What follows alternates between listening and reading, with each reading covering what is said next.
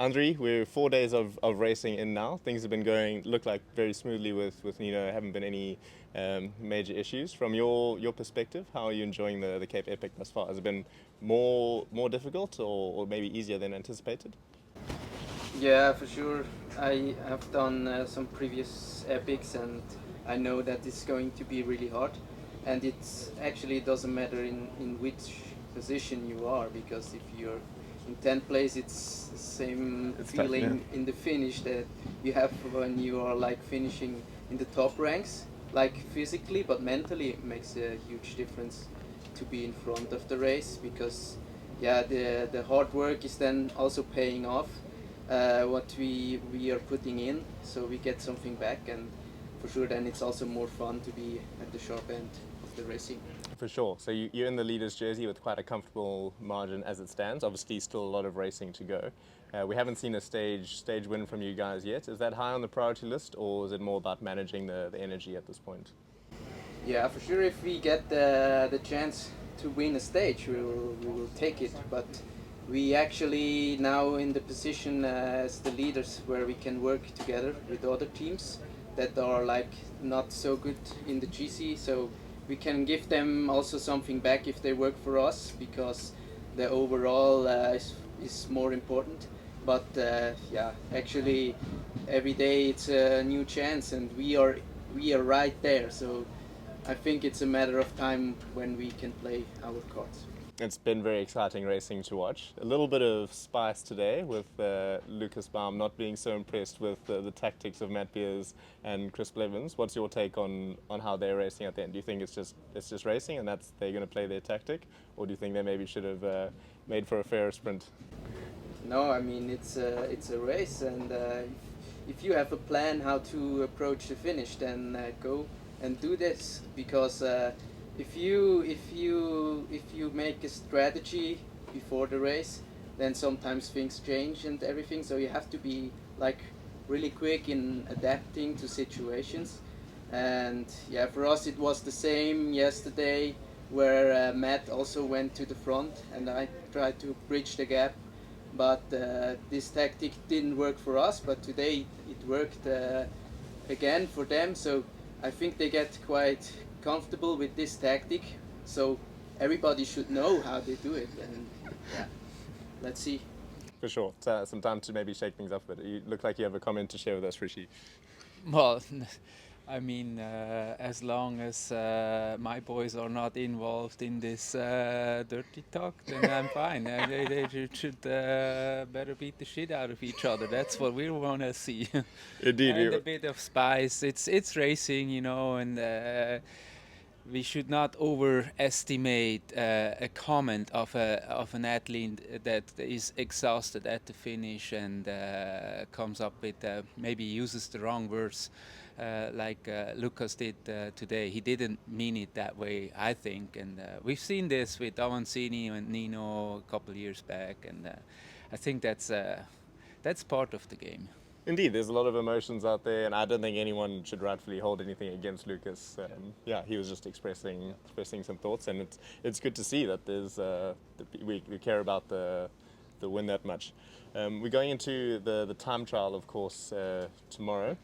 I'm sure it's just going to be an all-out attack, almost from start to finish. How do you think this could be a good opportunity for you guys? Obviously, with your cross-country fitness and fine-tuning of your fitness, it could be a good opportunity for a stage win. What are your thoughts?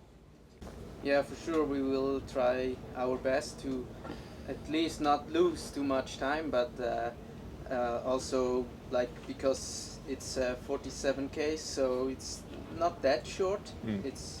It's gonna be around 2 hours, so we have to pace ourselves well, because there is also a next day, and we have to also keep that in mind, that we can only like lose it in this time trail and not win too much, I think. But yeah, we will see tomorrow how things are shaping up. That sounds very wise. How do you manage that effort when you're out there without other riders to gauge against? Do you go in with a preset sort of power estimate or physical feeling, or how much do you feel it out on the day? Yeah, it's actually before we always talking about power, and we say, yeah, we're not going over these and these numbers, but when you're into the Numbers race, that no one else would ever dream of. yeah, I don't know, but you know, we're talking about this, and then if you have a steady climb, for sure we're checking, but at some point we just go for feeling and try to go as fast as possible.